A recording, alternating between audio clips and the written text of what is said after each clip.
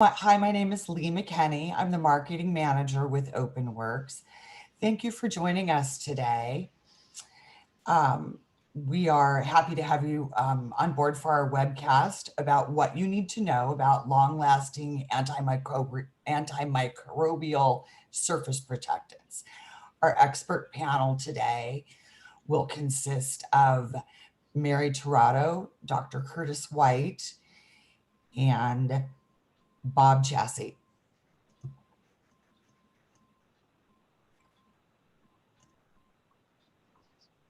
Mary Tirado joined Openworks in 2015 and brings 12 years of experience in the janitorial industry to her current role as Regional Operations Manager for Phoenix. She's focused on developing franchise partners within the region and maintaining high quality service levels in the various industries we serve.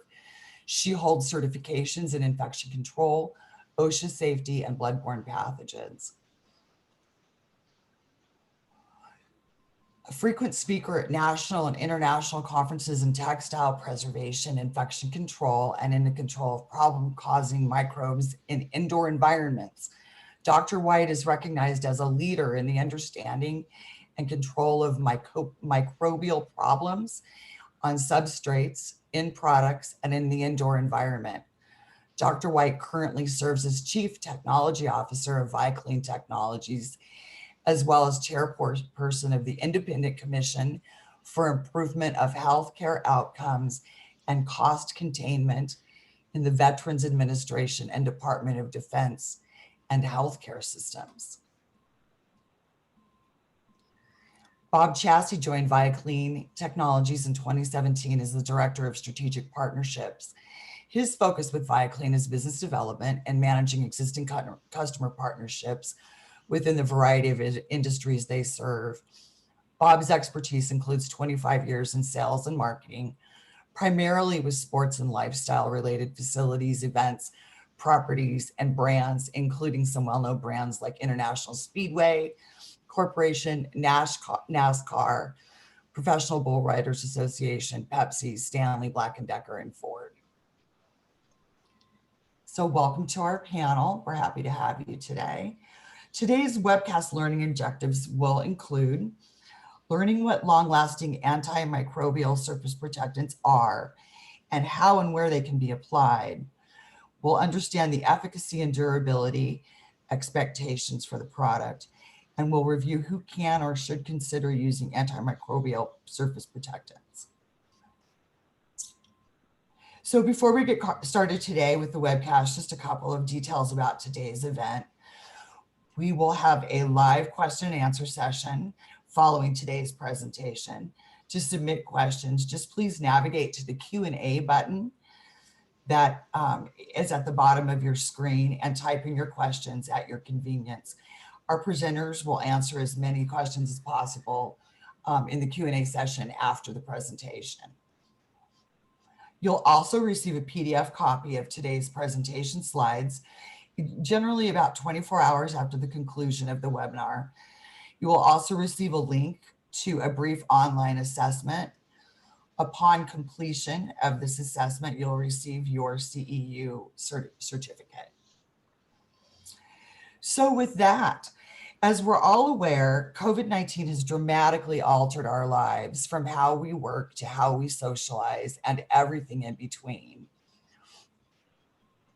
In today's before we get too far into reviewing today's agenda, we'd like to get a quick poll of the audience.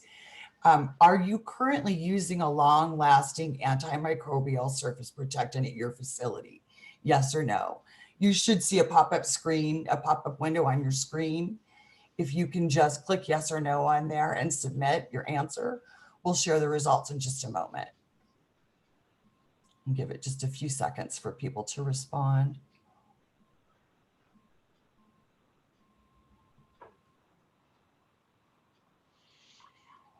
So it looks like we have about 63% are not using any kind of antimicrobial surface protectant yet, but 38% of you have begun using one. So that's great information.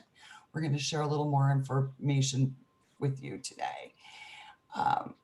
On here, our agenda, we'll give you an overview of what is long-lasting antimicrobial surface protection technology. How long is it expected to last on surfaces? How you can apply it? What industries and surfaces it can be applied to? And then we'll do a quick overview of Openworks and BioClean technologies, and we'll follow that up with about 15 to 20 minutes of Q&A. So with that, I would like to hand this off to Dr. White to give you some more information. Dr. White? Right. This is Kurt White, and I've come to you with 50 plus years of experience in the antimicrobial world, inventing and developing and commercializing technologies. And the path that I've been on takes me from really toxic preservatives to the soft chemicals that we now can bring to the marketplace that still control these microbial pests and these threatening organisms that we have that come from our environment. So welcome to you all, and I'll be a bit of your tour guide and hopefully arm you with information that you can use with your management, your staff, and your stakeholders to better understand the capabilities of having a long-lasting antimicrobial surface protectant. So we can move on. And so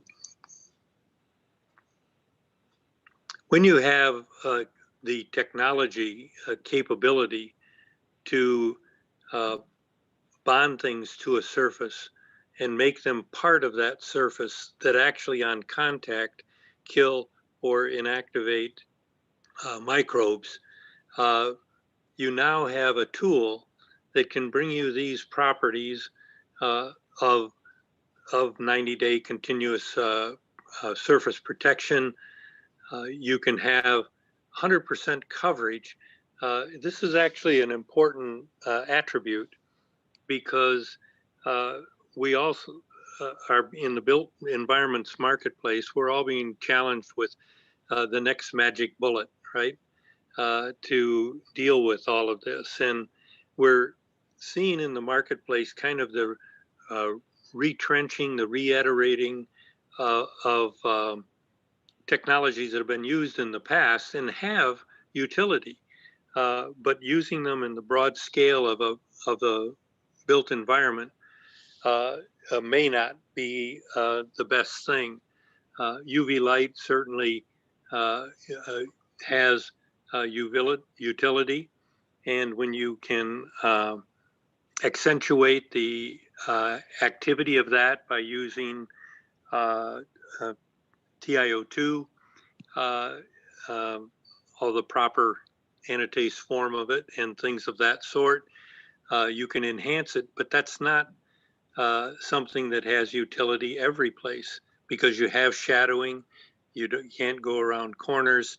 There's other things that need to be considered when you choose some of these replay technologies, but at the same time, don't throw them out with the bathwater.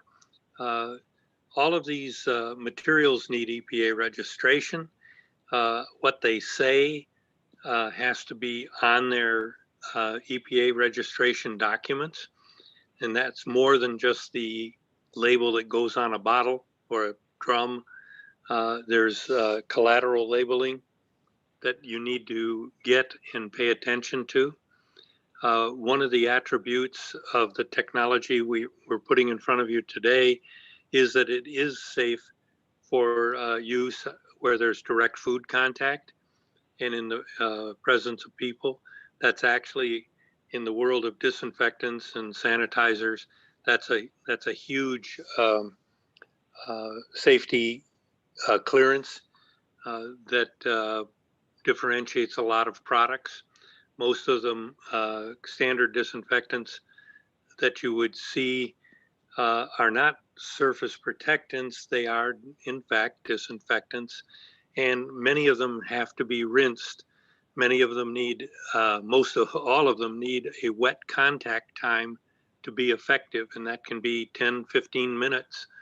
So you have to consider in your use patterns and where you're targeting whether you can actually accomplish that.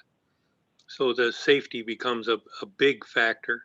What we've done to go beyond the traditional EPA battery of safety tests that you need to do and that are covered in your legal labeling is we've created a special file at the FDA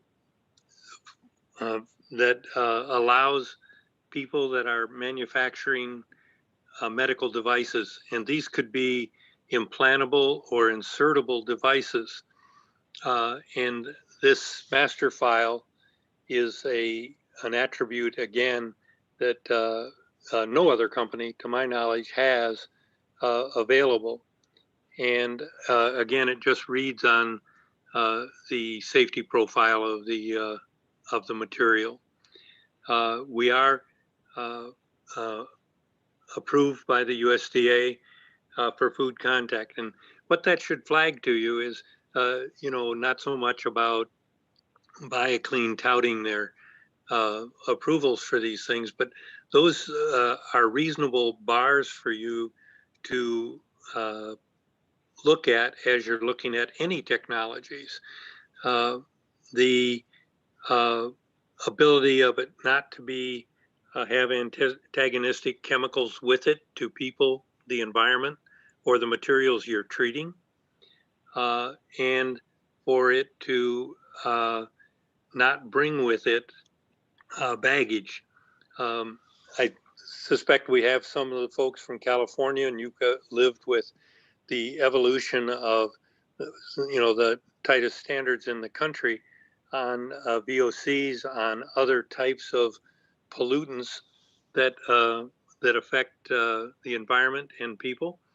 And we're totally compliant with all of those rules. So we can go ahead.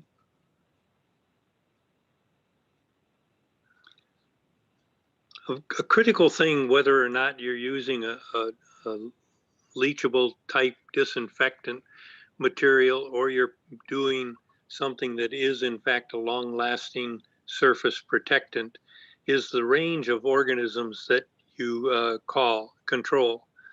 And you can see here a representative list of some of the target organisms that have been tested. Most of them not just in the laboratory, but also in field testing. And you can see that it covers the whole range of bacteria, fungi, and you can include yeasts in that, and viruses. Go ahead. And of course, the elephant in the room is the things about the coronavirus itself and the kill claims that people are using in the marketplace, and that you should be able to understand some vocabulary to peel back what is really being said, told to you when someone says they have an end list, which the end list is something where the suppliers like us that have a disinfectant can in fact get on this list, which is a reasonable screening tool to say that these materials then have efficacy against a group of microbes if they're used according to their label, the right contact time, the right, it's a wet contact time, and then the long-term sustained kill if they have that type of claim and support data. But the other part of the vocabulary that I think is important to you, your management, your staff, your stakeholders, is getting a consistent vocabulary around this coronavirus claim. One, the COVID-19 disease is not an organism, it's a disease. And so you're not going to, you shouldn't readily believe if someone says they're controlling the COVID-19, because then you're controlling the disease. And I know for a fact, nobody has clinical data that shows they're controlling the disease. So when they say that, you want to peel back, what does it actually mean? And for our company, we don't want to claim that because we don't want the liability of, okay, we claim it and somebody gets sick.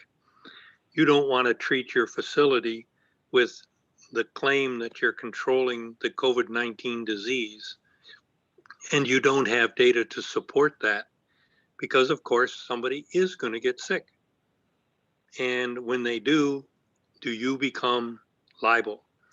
And and I don't think that we can communicate to the public in a proper way and leave that impression because it creates a false sense of security that just shouldn't exist. Now, what is the claim is the SARS-CoV-2 virus. And that's the causative agent of COVID-19 disease. And so if we're talking about that specific virus, and I wish I had the couple of hours to talk to you about how distinctive that virus is and how challenging it is to work with in the laboratory, because it's so incredibly infectious and it transmits so easily. And the outcomes are not good for people that get infected in terms of both their therapy and then their mortality and morbidity.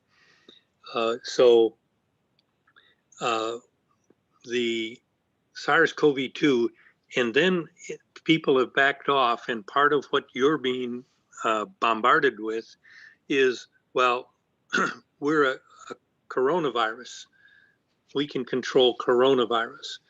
And the EPA has opened up a doorway for people to be able to make claims that relate to SARS-CoV-2 without actually testing the organism.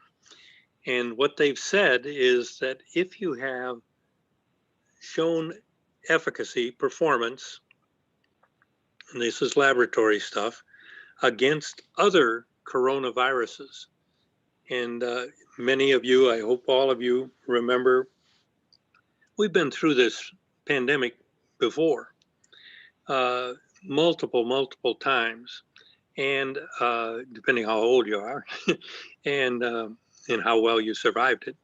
But the relative of these respiratory viruses like the SARS-CoV-2, there was a SARS-CoV-1, and that was the H1N1 virus that was a pandemic organism that the world brought under control and no longer is a threat. But the EPA allows people to test against the SARS-CoV-1 and another group of other bacteria and viruses so that they can, in fact, with certain qualifiers, say that they control the SARS-CoV-2. And the rub with that is that's a wet contact claim that people are allowed. And of course, taking the next step, and this is what this seminar is focused ultimately on, and that is a long-lasting surface protectant. Because all of us in infection control, in trying to control this in the built environments, we want to control the sources and the transfer routes. And we want to be able to have some long-lasting effect. And the question that I've always asked people is, okay, we clean, we disinfect, And please keep doing those things. And then when you want to protect, you have to extend you walk into a world where you extend this surface protection activity. And the reason, of course, that that's important is, suppose I disinfect a surface. What happens next? So I've killed off all the competition. I've cleaned this surface, and yet the continued barrage of organisms onto that surface from human activity, from animal activity, from the wind, from the ventilation systems, if you will, starts right away. And when we treat nurses' uniforms and medical garments, medical goods, we always ask that question of, okay, you have a sterile garment, but what happens next? The minute it's touched, it's contaminated. And have you, in fact, created in a sense, a non-competitive field for those new contaminating organisms? And are they going to proliferate like crazy? Are they going to take that niche in the environment and take advantage of it? Well, that's Mother Nature, and they will. And so is it a good guy that comes there or a bad guy that comes there? And you need to challenge yourself to think about various contact points in your environment. And Mary will talk more about that later. But go ahead. So some of the attributes and properties that are really, really important is you don't want to disrupt or one of the telltales for microbial contamination, of course, is odor. Stinky, putrid odors, fecal type smells, or just background stinky smells. Well, you can cover those up, right? You can put a fragrance on them and whatever. And I beat on the hospitality industry for that, because they're in the appearance business, right? They want things to look good. They want them to smell good. And so for them to be able to see mold and mildew growing on their ceiling, well, we'll just cover it up. And that musty smell that we have, we'll put a fragrance in there. Well, today we do have a new awakening for people in all of these kinds of environments. It's not just the hospital environment, it's every environment, that now we want to have odorless, colorless, persistent things working in the dry state besides the wet state.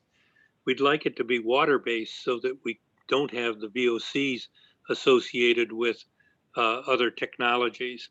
We want it to be pH balanced so that it doesn't negatively affect the surfaces that we're treating. We have probably many of you, maybe all of you, have had experience using ozone. Well, ozones can in fact be used at concentrations, if you don't have people around, that can kill a lot of organisms and eliminate them. But you have to do that at levels that actually affect materials. You'll degrade rubber gaskets, you'll degrade other materials, you'll decolorize materials. So those rapid oxidizing materials like the various chlorine compounds and ozone-based type materials, they have baggage that comes with them. Now, you still might have situations where you would use them, but you need to fully consider these secondary effects. You need to have technologies that are environmentally responsible and things that are safe to people, the environment, and to materials. So go forward. Slide. And here, we're not going to try to make you scientists by any means, but this is a wonderful way to illustrate how the Bioprotect-based technology, the OFS, the organofunctional silane, how it operates. And this is a very sophisticated imaging technique. And on the left-hand side, you're seeing part of a test substrate where there is no treatment. And then on the other side is the bioprotected surface. And the importance of that is that you can see that there's a clear difference, but that bioprotected surface on the right, what we built into this and built into the invention of it was the ability for those spikes to attract and associate microorganisms and then rupture their outer membranes, or in the case of a virus, the outer coating, and be able to kill it or inactivate it in the case of viruses. So there's a little kind of visual way to see this is something, because one of the challenges of this industry that we've always had is hey, you guys out there in the real world, we've got this wonderful treatment for you. Now it's invisible, and it's killing those invisible organisms, and you only have to pay this much for it. And so you walk away some days thinking you're the emperor's selling the emperor's new clothes, but this is real science. The technology, the invention and innovation that went into this, and why? To solve problems where you can have a long-lasting protection on a surface, not just a kill and walk away. Because again, ask that question: who comes there to live next? Slide. So when you look at the bound technology and you try to create a chart, and with my technical hat on, I've been asked to make these all my career, and they drive me crazy because you're generally trying to compare apples and oranges, and I think our competing technologies feel that same kind of a challenge. But some of the highlights and capabilities that the Bioprotect systems have is the FDA protocols that gave us this device master file. And these are all built around cytotoxicity, where you're doing tests to show that your technology doesn't affect normal cells. And the mode of action is the way we talk about it in the science side of it. But how does it actually inactivating or killing the organisms? And that non-leaching component of it, this technology, and in fact, when we invented this, the original question we were asking is, how can we take pesticides and make them effective, but not let them leach into the environment? Now, this was most of the science thinking on this was in the 1960s, and when the early invention and patents and things were going on.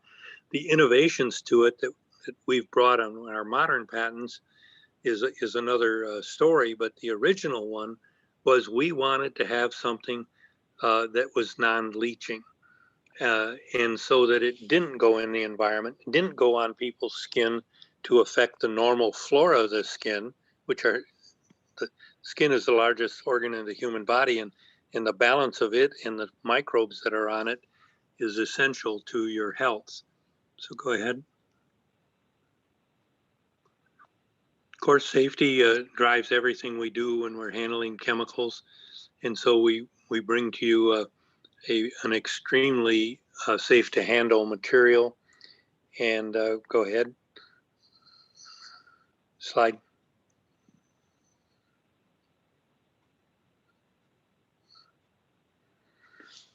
And of course, we bring not just that safety profile, but efficacy. Slide. This is just one of the representative test series that was done at Ryerson University, which is in Toronto, Canada. And some of our generation 2, 3, and 4 technologies that hopefully you'll all hear about in the near future were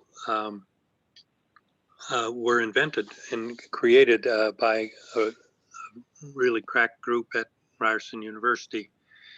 When you look at the efficacy against these different organisms, you're looking on the left at colony forming units. So that's how many of them are there.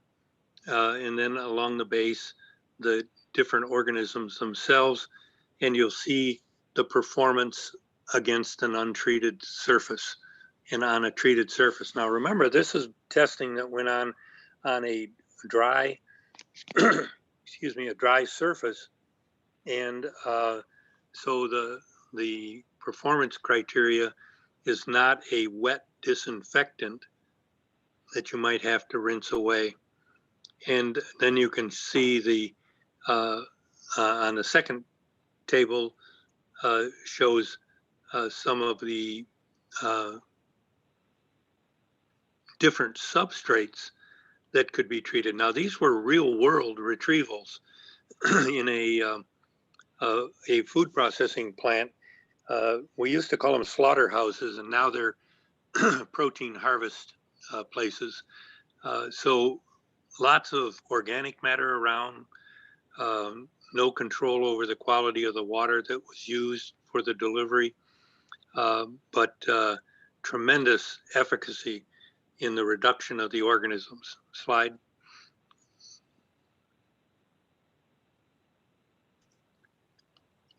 And of course, nothing works until you can, these technologies, till you can safely apply them and apply them efficiently, and that you're picking the target surfaces properly. So Mary's going to take over and walk you through this part of how you can in fact get these long-lasting antimicrobial surfaces. Thanks, Dr. White. There are a couple of ways you can apply this product that we will review. Next slide, please. So after dealing with COVID-19 for months now, you've probably learned the important differences between cleaning and disinfecting. For the purposes of this presentation, let's quickly review them. So cleaning is the physical action of removing dust, dirt, and debris. Regular cleaning tasks include sweeping, vacuuming, dusting, mopping, etc. Disinfecting means you're applying a disinfecting product, usually chemicals, that must kill at least 99.99% of the bacteria and viruses on a surface. Surfaces usually need to remain wet longer. Dwell time can range from 1 to 10 minutes. If a surface is visibly dirty, a disinfectant product will be much less effective. Any visible soil must be removed before disinfecting to allow the disinfectant to reach the bacteria or microorganisms on the surface when it's applied.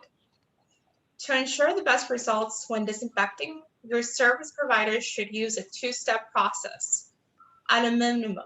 For a long-lasting layer of protection against disease control, we recommend a third step.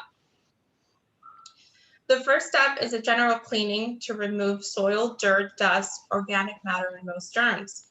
During the second step, approved disinfectants such as the EPA list and antimicrobial disinfectants are used to destroy germs.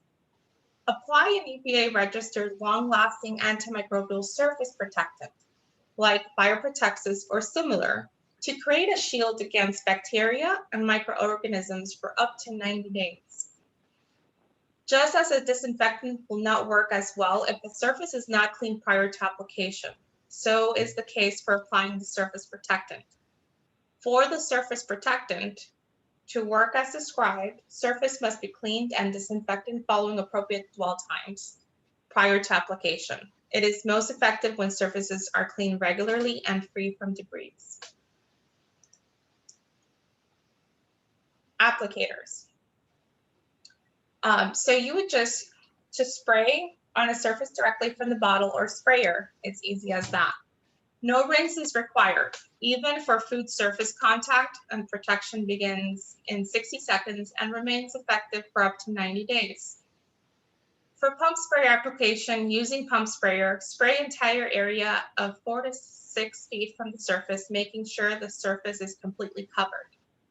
Applying and then let stand until dry at least 3 minutes and wipe dry with cloth or sponge. When treating coarser substrates, more surface protectants may be required due to absorption. For commercial spray application, commercial application equipment such as carpet, upholstery steamers, rotary jet extraction cleaner, electrostatic sprayer, and pressure sprayers. Apply and then let stand until dry or let stand 3 minutes and wipe dry with a cloth or sponge. When treating coarser substrates, again, more surface protectant may be required due to absorption. Next slide, please.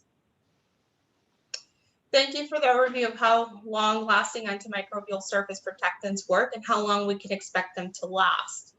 Now that we've armed with this information, let's look at some of the benefits to using an antimicrobial surface protectant and some great use cases on where it can be applied. Now that we know how this type of product works, I'm sure we can all think of how it can benefit our facilities. Some of those benefits include reduces risk and cost by inhibiting microbial growth on surface over extended periods. By treating surfaces of all types, personnel benefits from reduced exposure to harmful microorganisms and reduced staff absenteeisms through illness. Reduce person-to-person transfer, reduce environmental to person transfer, reduce risk of product contamination and thus product recall or litigation. Widely applicable. High touch points such as door handles, desk, visitor seats, AC duct, carpets, food preparation areas. Surfaces not cleaned regularly and effectively are potential reservoirs for health damaging bacteria. Stakeholders that can benefit from this is building owners, insurance companies, occupants, company leasing buildings. This can reduce your liability of having mold and mildew in buildings. It can reduce sick building syndrome phenomenon. Long-lasting antimicrobial surface protectants help reduce all of these liabilities as a stakeholder in building management. Next slide, please. Long-lasting antimicrobial surface protectants, like Bioprotect, can be used in various settings and industries to achieve the benefits you're seeking. Some industries where we have seen the most interest is in education, healthcare, and residential property management. Next slide, please. Once you've made the decision to move forward with a long-lasting surface protectant, make sure you're hitting those high-touch surfaces. As we know, they're more prone to infection, and according to the CDC, they should be disinfected daily at a minimum. Now that you've learned a little bit more about long-lasting antimicrobial surface protectants, we'd like to ask another polling question. Would you now consider adding a long-lasting antimicrobial surface protectant to your facility disinfection program? Yes, no, or maybe.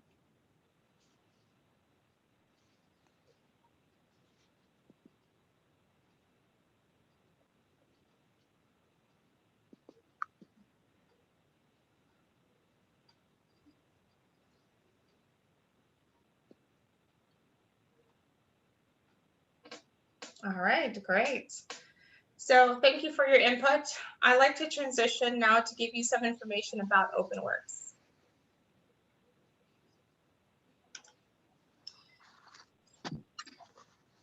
So about Openworks.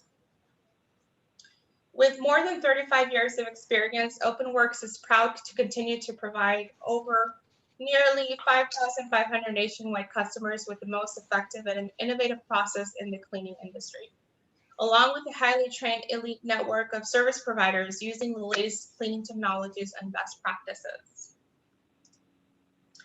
What are the advantages when you partner with Openworks? Openworks' network of elite service providers brings together business owners dedicated to mutual success through seamless, high-value facility care. Our customer retention rate is at over 98%. It is 43% higher than the industry average. We use EPA list and approved product broad spectrum that hard surface disinfectant shown to be effective against similar viruses to COVID-19.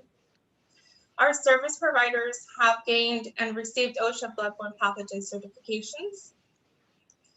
We're certified by the Global Risk Virus Advisory Council, a division of ISSA, the Worldwide Cleaning Industry Association, on how to prepare for, respond to, and cover from biohazards in the workplace, with specific focus on COVID-19.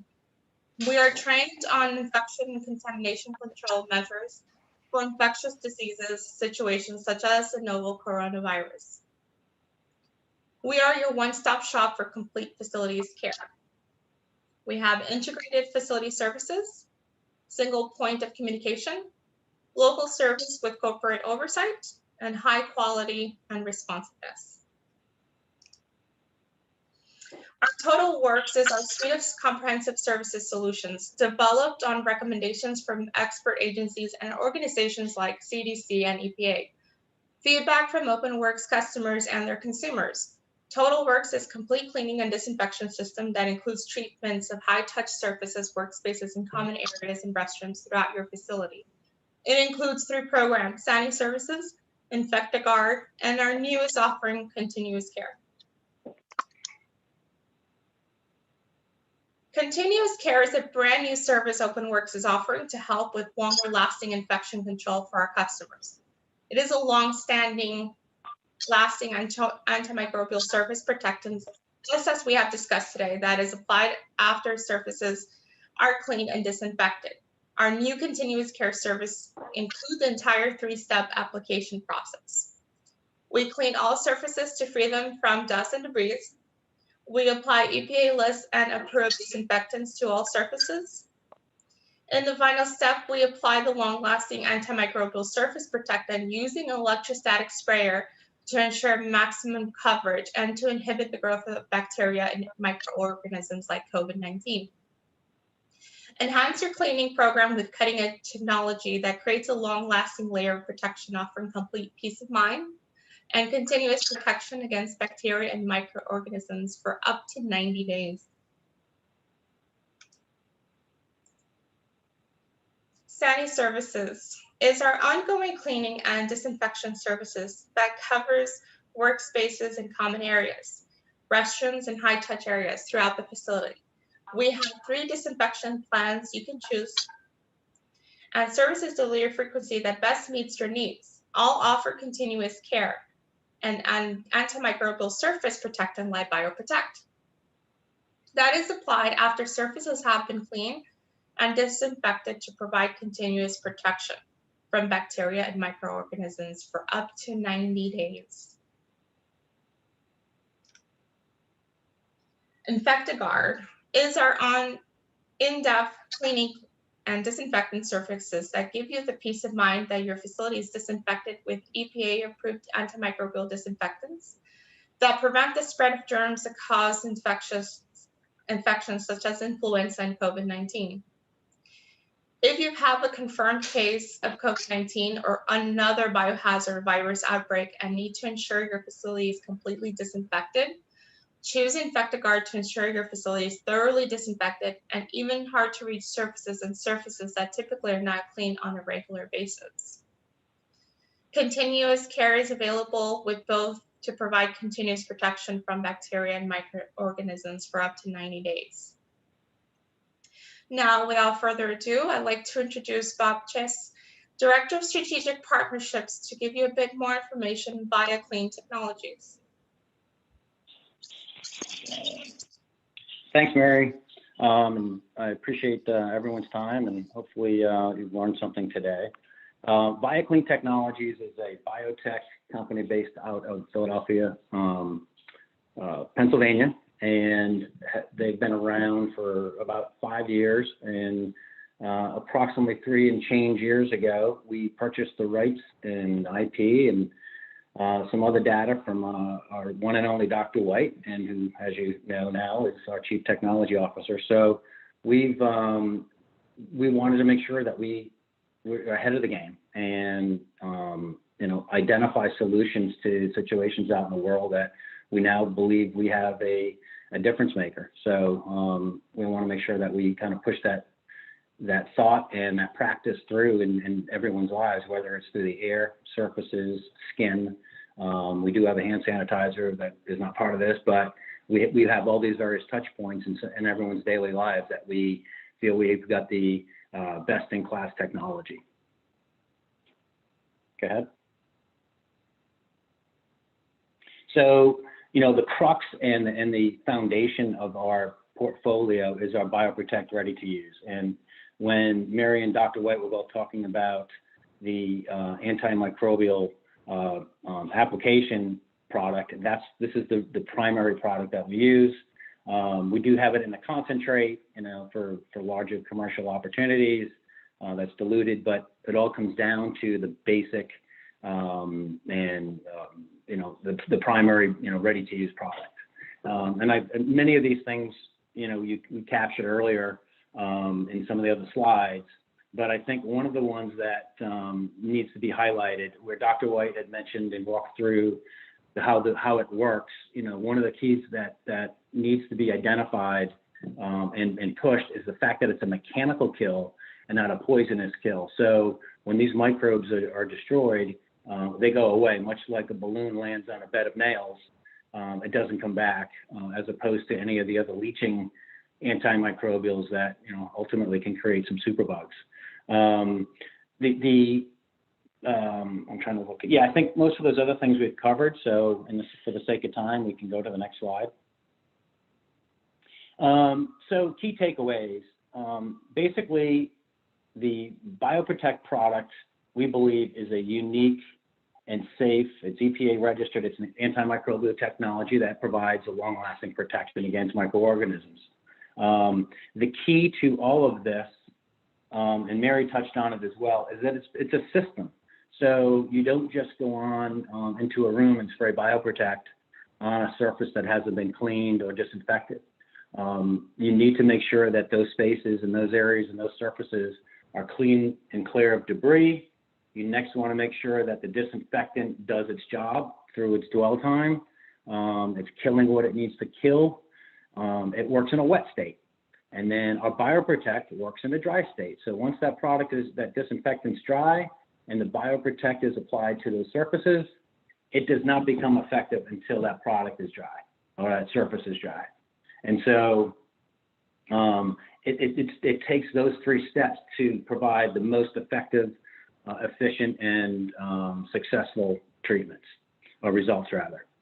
The other thing, I happened to notice one of the questions about List N and Bioprotect. Bioprotect is not a List N product. It's not a disinfectant. So our EPA registration covers it for surfaces for long-lasting protection, but not as a disinfectant. Okay, so hopefully that clears up some of the folks that had a question. On the application side, again, 3 easy-step process. You notice some of the equipment usages, whether it's a mister, fogger, electrostatic sprayer, anything that provides the sufficient coverage, and as long as it's not overtreated and oversaturated, using those 3 steps should create the best possible result for everybody. And then in terms of efficacy, we talked about up to the 90 days. Again, as long as that system is used, and one of the questions that comes up periodically is, what can I do in between the 90 days? Well, we suggest that you continuously clean on a regular basis just to keep your facility clean. Disinfect where need be, whether it's high touch points. Again, some of it's optics. But we know that over the course of 3 months, or in and out of 3 months, those surfaces will be free of bacteria. Unless, again, there's debris that lands on it. If someone spills coffee onto the surface, you want to make sure that's cleaned up, because those spikes that Dr. White talked about become less effective. And just to answer a common question as well, what breaks down the layer of Bioprotect and the covalent bond that's established? Heavy abrasion, i.e. scrubbers, or high pH acidic type products, hydrochloric acid, muriatic acids, things of that nature. So you want, and most people aren't using those, but those are the only things that really cause any breakdown in the technology. On the usage, obviously Mary touched on, on all the different areas or types of industries, but basically it's ubiquitous. It can be used on any porous or non-porous surface, whether it's leather, whether it's fabrics, metal, cement, wood. Honestly, it doesn't matter, unless, there's some unique thing that, hasn't been brought to our attention. So, I guess in summary on this slide, we believe we have a game-changing product that Dr. White headed up and invented in his prior career, and it's safe for all people and children and certainly on food contact surfaces like we talked about. So next slide. Okay, there we go. Great, thank you, Bob. This is Lee. I'm going to go through some of the questions and see if we can address some of the inquiries we've gotten from the attendees. So we've gotten quite a few questions here, and I'm just going to go through here really quickly. Here's a good one. Bob, either you or Dr. White could address this. What kind of PPE should the crew use during application? Let me take that, Bob. The PPE is really dictated by the application technique, not so much the chemistries that we have. Of course, any of us in the chemistry business, people should avoid contact with chemicals. But if you're putting them in a electrostatic sprayer and you've got these very small droplets that on inhalation can go deep lung, you really don't want to do that without proper respiratory protection, proper protection of your skin, and especially the mucous membrane, things like your eyes. So it's a little bit dependent upon, what the application technique is, but the reality is that they should use a pretty thorough PPE under any circumstances, and the proper hygiene practices of their uniforms and things like that, personal hygiene practices. Yeah, there's a lot of care. We have care documents and things that we supply for people to understand the importance of those avoidance. Thank you, Dr. White. Bob, I believe you touched on this just briefly, but maybe you can reiterate. Does cleaning and polishing the surface remove the BioProtect coating?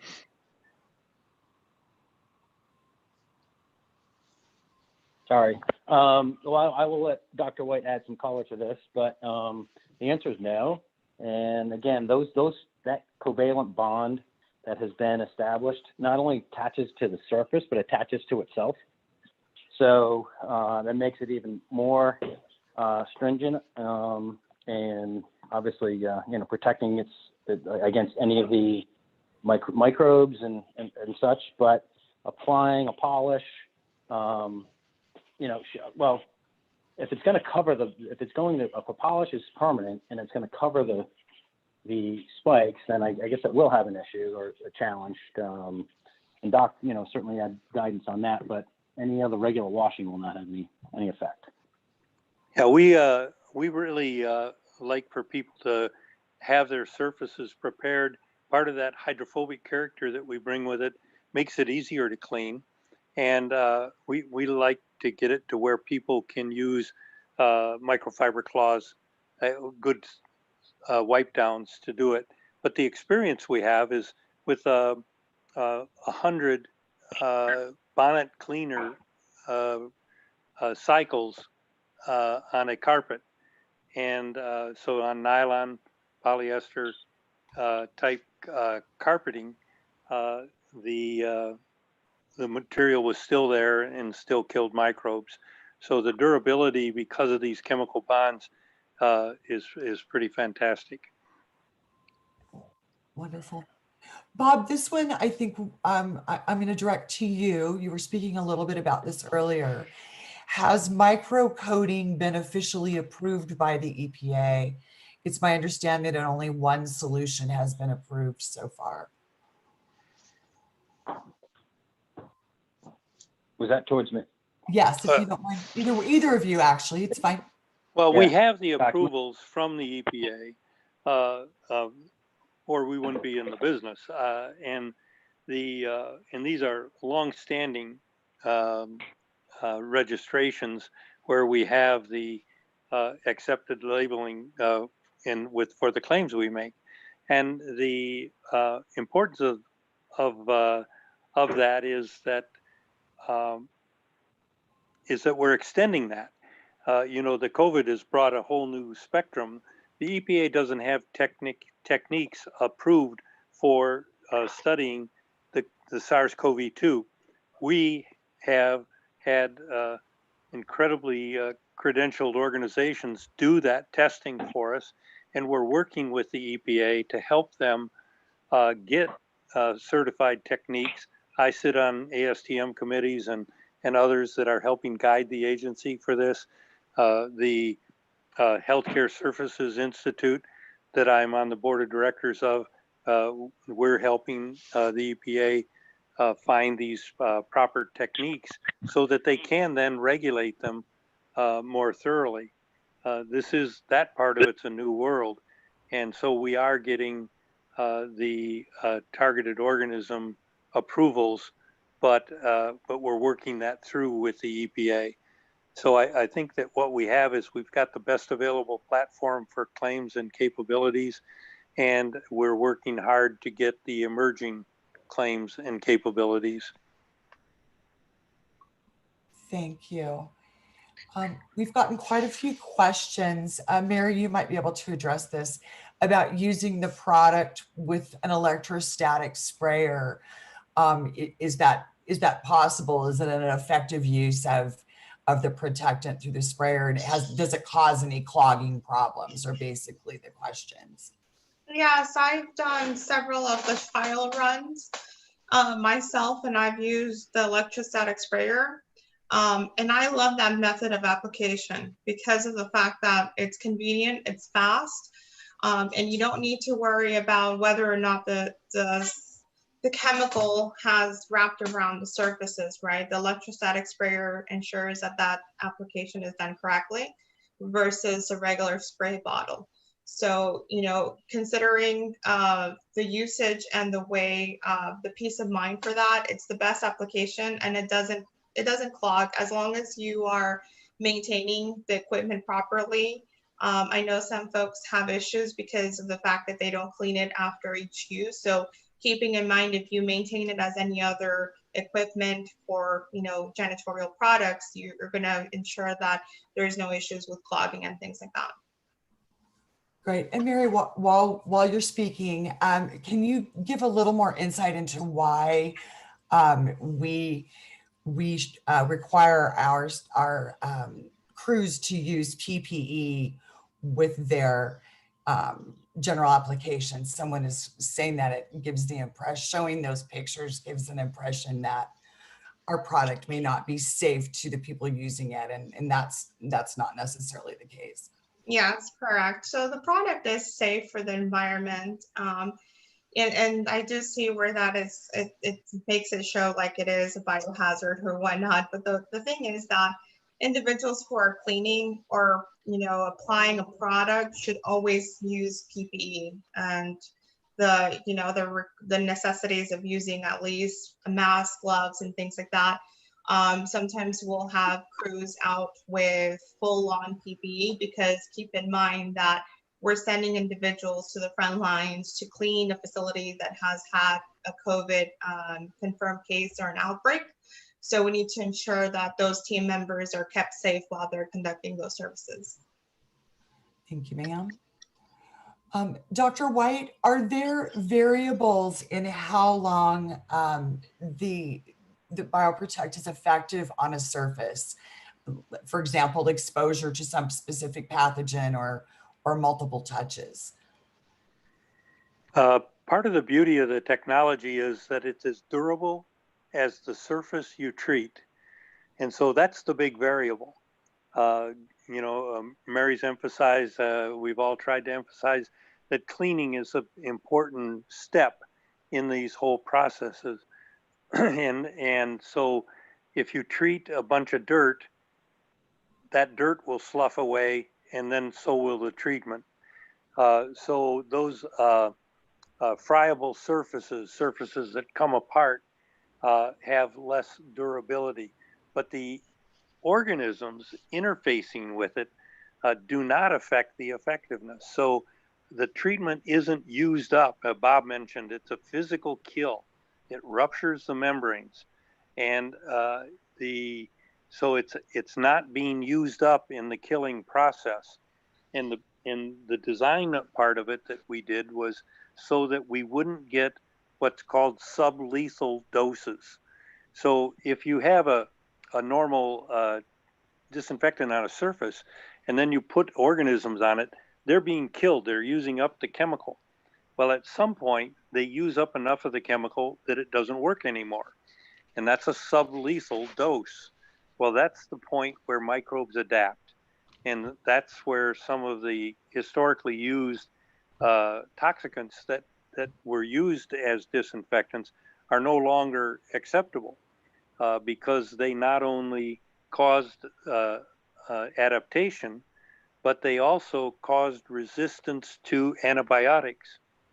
And so when you see these antibiotic resistant organisms that get talked about, and it's important that they are talked about, but those, you don't want to use treatments, chemistries that can give rise to those adapted microbes. Thank you, Dr. White.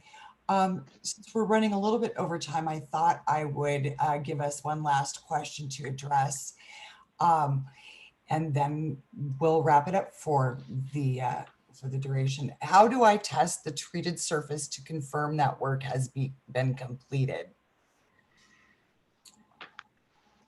We have chemical tests that can show that the treatment is there.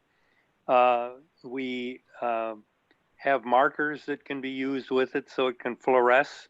Not totally advised, by the way, because they'll fluoresce all the time, and if there's UV lights around. But we also have the biological indicating tests, and those are what are used most often. So you hopefully most of you have learned about ATP type retrievals, and even though there are some technical considerations for using such things in terms of their validity, but for the most part, they're a great plus minus test. So you can test the surface and show that microbes are there. You can treat it and show that they're not there. And then you can, through time, continue to show the efficacy of the material by using these ATP photometers in similar machines. Wonderful. Thank you, Dr. White. We've gotten so many good questions today from the attendees that I think that what we haven't been able to address, the Openworks team will put together with Dr. White's team a document so that we can address your additional questions and give you some more information on the continuous clean product or continuous care product. So if we haven't gotten to your question, thank you for submitting it. We will address it. And thank you, Dr. White, Mary, and Bob, for your great information this afternoon. It was very informative. We appreciate it. And just a reminder to the attendees, if you have any questions or would like more information, our contact information is on screen. And you will also receive a follow-up email from FacilitiesNet within about 24 hours containing a PDF copy of today's presentation And the webcast will also be recorded and viewable on facilitiesnet.com/webcasts, again, in about 24 hours. And you'll also receive a follow-up email from the Openworks team thanking you for your participation and give you the opportunity to ask more questions as well. So thank you everyone for your attendance today, and we appreciate it. We wish you a great day. Thank you.